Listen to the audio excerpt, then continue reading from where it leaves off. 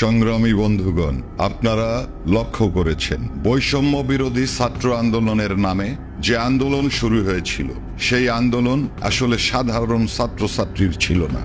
একটি ষড়যন্ত্রের অংশ হিসাবে বাংলাদেশের সেনাবাহিনীর একটি অংশের সহযোগিতায় দেশরত্ন শেখ হাসিনাকে দেশ ছাড়তে বাধ্য করা হয়েছে। শেখ হাসিনার অপরাধ কোথায়? তিনি বাংলাদেশের 14 লক্ষ গৃহহীন মানুষকে থাকার জন্য পাকা ঘর করে দিয়েছেন, স্থায়ী জায়গা দিয়েছেন।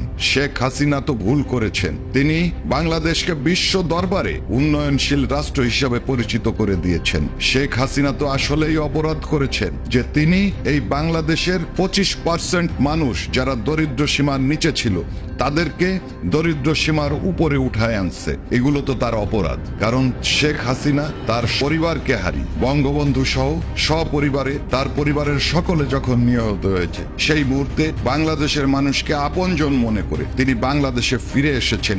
বাংলাদেশের মানুষের ভাগ্য উন্নয়নের জন্য সর্বোচ্চ চেষ্টা করেছেন, এটাই তার অপরাধ। আজকে আমি বাংলাদেশের সাধারণ মানুষকে একটা কথা বলতে চাই, আপনারা আপনাদের বিবেকের মুখোমুখি হন। শেখ হাসিনা যদি এই দেশের উন্নয়ন করে থাকে, তাহলে শেখ হাসিনাকে সসম্মানে দেশে ফিরিয়ে আনার জন্য আপনারা অন্তপক্ষে আপনাদের বাড়িতে বসে আপনারা শপথ গ্রহণ করুন। ওই বাড়ির কয়জন থেকেই শপথ গ্রহণ শুরু হোক, এবং সেই শপথের গুণে আমরা অবশ্যই দ্রুত শেখ হাসিনাকে সসম্মানে দেশে ফিরিয়ে আনবো ইনশাল্লাহ। বাংলাদেশ আওয়ামী লীগ 5 তারিখের পরে আবারও যখন ঘুরে দাঁড়িয়েছে, শেখ হাসিনাকে বল প্রয়োগে বিদেশে যেতে বাধ্য করার প্রতিবাদে বাংলাদেশের বিভিন্ন জেলায়, বিভিন্ন উপজেলায় যে প্রতিবাদ মুখর হয়েছে, সেই খবরগুলো আজকে আমাদের মিডিয়ায় আসছে না।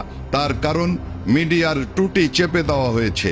মিডিয়াকে বাংলাদেশের সাধারণ মানুষের কথা বলার যে অধিকার, সেই অধিকার থেকে তাদেরকে বঞ্চিত করা হচ্ছে। আর আসলে উনরা কি অধিকার দেবেন? ওনাদের স্বরাষ্ট্রমন্ত্রী মুখ ফসকে বলে ফেলছেন যে বেশি মানুষ মারা গেছে 7.62 অস্ত্রের মাধ্যমে, সেইগুলি সাধারণ মানুষের কাছে থাকে না, সেইগুলি ব্যবহার করে ন্যাটো, সেইগুলি ব্যবহার করে জঙ্গিরা। সেই পদে সাখাওয়াত থাকতে পারে নাই। তা বাংলাদেশের মানুষের অধিকার বা এই সরকারের কাছে আমরা কি আশা করতে পারি? সাংবাদিক ভাইদের উদ্দেশ্যে বলতে চাই, আপনারা নির্ভয়ে সংবাদ সংগ্রহ করুন। আমরা জানি আপনারা জীবনের মায়া ত্যাগ করে গুরুত্বপূর্ণ সংবাদ সংগ্রহ করেন। আজকে যে সংবাদ আপনার মিডিয়া দিতে পারছে না, আগামী দিনে সেই সংবাদটা আমরা মিডিয়াতে দেব। আপনাদের সাথে আমরা আছি। বাংলাদেশের সাধারণ মানুষকে কেউ কোনোদিন দবায় রাখতে পারে নাই, এখনো পারবে না। জয় বাংলা, জয় বঙ্গবন্ধু।